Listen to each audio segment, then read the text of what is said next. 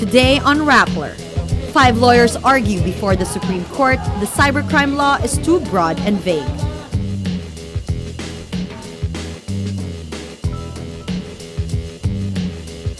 The head of the checkpoint in Quezon, a key witness in the shooting of 13 people, refuses to talk to police.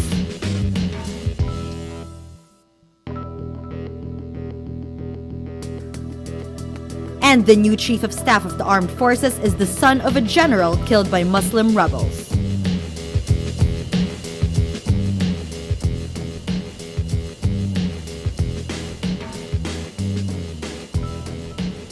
Hello, I'm Natasha Gutierrez sitting in for Maria Ressa. Welcome to Rapler, your social news network. 5 lawyers argue against the cybercrime law in front of the Supreme Court. They say the law is too broad and vague. Ai Makaraig reports. To critics, it's martial law. But Supreme Court justices ask, what if your cyberbullying victim, Chris Lau? What if Twitter users at I am Derek Ramsey and at Heckler Forever with thousands of followers attack your reputation on the web? Justices play devil's advocate as 5 lawyers argue against the controversial Cybercrime Prevention Act on day 1 of oral arguments in the Supreme Court. Petitioners say provisions like online libel violate freedom of speech and expression and vaguely identifies liability in the age of retweeting and sharing.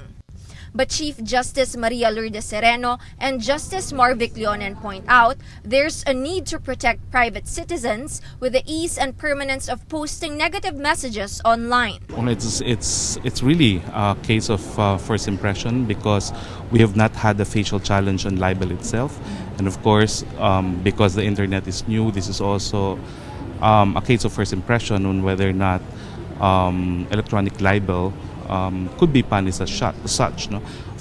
Bayan Muna Representative Nery Colmenares argues against imposing penalties 1 degree higher on cybercrimes compared to ordinary crimes. He says this means the law brands technology as evil and discriminates against internet users. Lawyers Rodel Cruz and JJ Decini stress the need for a court order or warrant before government can block access to computer data, what's known as the takedown clause. They say a warrant is also needed to allow government to collect traffic data in real time. You know, the problem with infringement of privacy is that if you're being watched, what you do online will vary. You will not do things. You will visit certain sites but not certain sites. And so in that sense, your freedom is implicated and your ability to do things online is implicated. Solicitor General Francis Hardeleza says Congress has yet to advise him whether it will send its own lawyer to defend the takedown clause, as he admits it's unconstitutional. Petitioners call on the Supreme Court to act quickly, with a restraining order on the law's implementation set to lapse on February 6. Yung Congress wala nang panahon eh. We will resume session on Monday, January 21. We will only have 9 session days. I don't think there is enough time para pag-usapan ulit itong cybercrime prevention legislation. So we're hoping that yung Supreme Court talaga ang... Government will have its turn to defend the law on January 22. How do you balance rights and responsibilities? The Supreme Court asks this question as petitioners defend the primacy of basic freedoms. The law's critics agree government should fight cybercrimes, but they insist that the measure in its current form is not the answer. Ai Makaraig, Rapler. Here's an update on that. Petitioners asked the Supreme Court to extend the 120-day restraining order. The court will tackle the plea. The police submits its report on the shooting in Quezon, but one key official refuses to talk to investigators. The Philippine National Police turns over its 8-page fact-finding report to the National Bureau of Investigation. But there is one missing ingredient, an official statement from Superintendent Hansel Marantan. Marantan, who was injured in the Quezon shooting that killed 13, was the head of the checkpoint. He is in the hospital where he refuses to speak to police. Unconfirmed reports allege Marantan is a member of a criminal gang in conflict with Victor Vic Seaman, the head of a rival gang. Seaman and his 12 men were in the car that fateful night in Atimonan. Interior Secretary Mar Rojas says the PNP respects Marantan's right as a suspect to stay silent, but pushes him to speak to the NBI.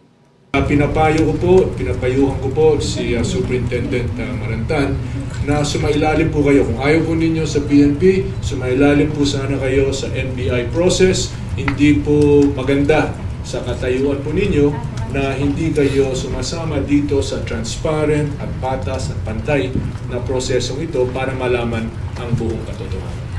Roxas says the PNP also relieved Chief Superintendent James Melad, the Regional Director of Calabarzon, who was initially spared from charges.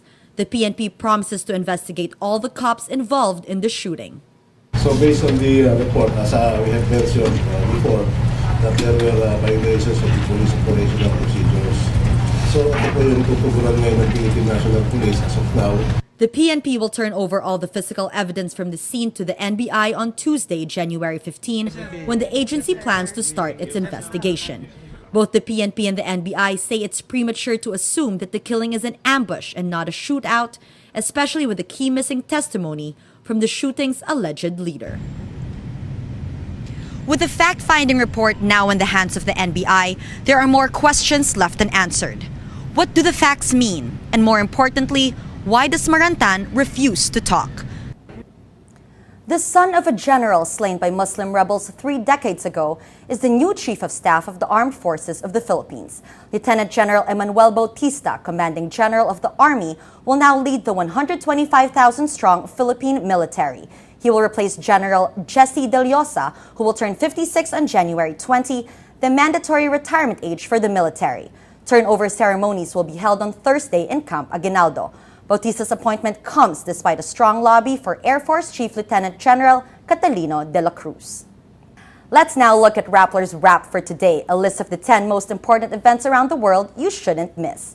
At number 6, days before Hillary Clinton steps down as U.S. Secretary of State, assessments of her work flood in. Senior fellow at the Brookings Institute, Michael O'Hanlon, writes a glowing assessment in his Reuters blog.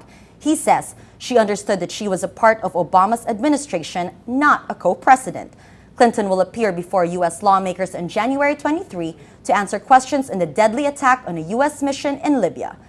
At number 7, the UN's climate panel chief says Australia's heat wave will worsen as Earth's temperature rises to anywhere from 1.1 degrees Celsius to 6.4 degrees Celsius by the end of this century.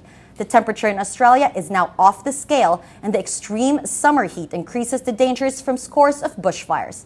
The government's Climate Commission says the current weather is part of a global warming trend, with heat waves likely to be more frequent and intense.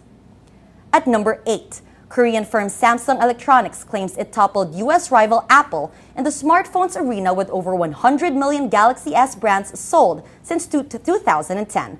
A research firm says the Korean company takes 28% of the smartphone market in 2012, while Apple takes only a 20% share. The two tech giants are in a long-running patent battle. Both accuse the other of stealing the science and technology.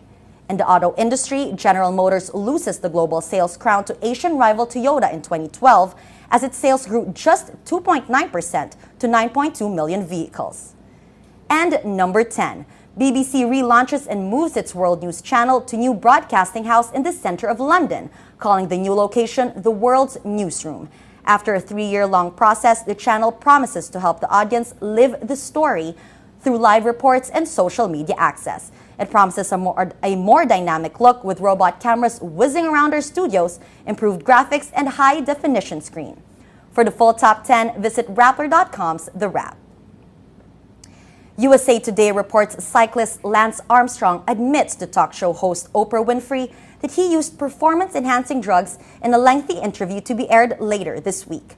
The newspaper cites an unnamed person familiar with the interview ahead of its Thursday night air date. Before his taped interview with Oprah, Armstrong also personally apologized to staff of Livestrong Cancer Charity. Armstrong, a cancer survivor, started the foundation in 1997.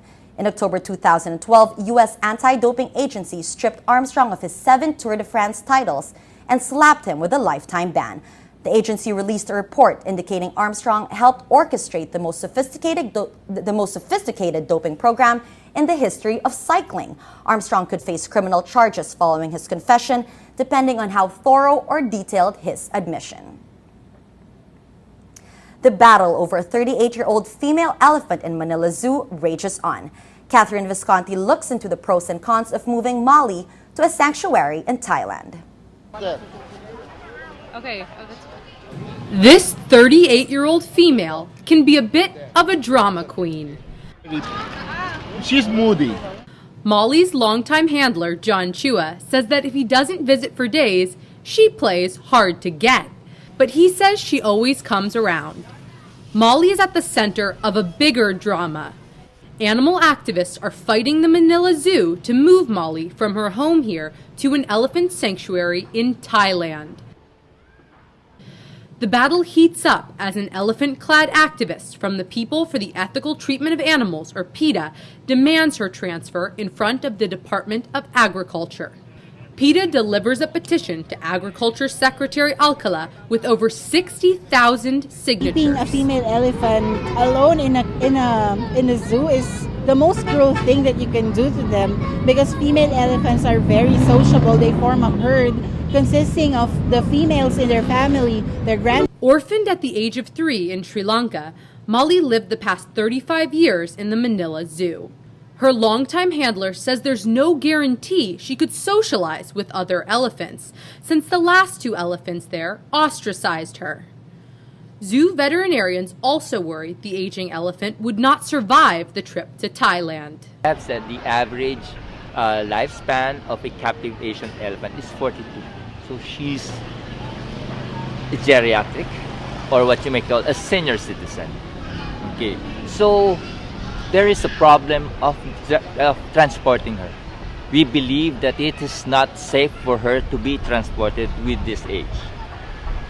The Manila Zoo wants to keep Molly where she is, but international vets hired by PETA say the concrete floor of her enclosure is bad for her arthritis and could be fatal. The zoo says it's already improving her enclosure, but they have limited funds. Both sides want what's best for Molly, but disagree on what that is. They don't want to lose their friend, but if they really care for Mali, if they really love Mali, they should know in their hearts that Mali deserves to be happy in a sanctuary. That's where Mali belongs. Mali does not belong in a concrete enclosure. Both sides say her pen is far from ideal. Let's all help make Mali's life better now, right? But with government pulled into the fray, the battle over Molly's future will likely drag on and could leave her exactly where she is. Catherine Visconti, Rappler, Manila. Every story on Rapler has a mood meter, which gives you 8 emotions to choose from. Click on how you feel and your vote comes down to the mood navigator in the middle of the front page, which crowdsources the mood of the day. It also gives you the top 10 stories that got the most clicks. Let's look at today's mood navigator. An initial look at the mood navigator shows not one dominant color right off the bat. Let's see, the biggest circle here is a story from a couple of days ago on the government still keen on pursuing nuclear power.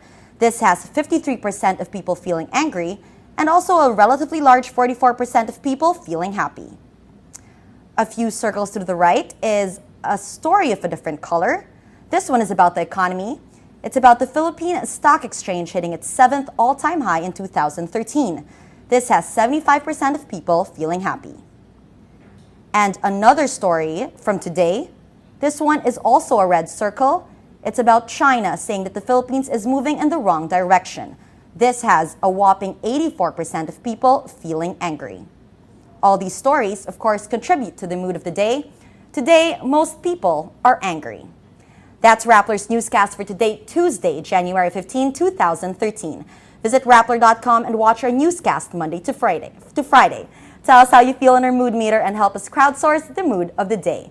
I'm Natasha Gutierrez. As we say at Rapler, tomorrow begins today.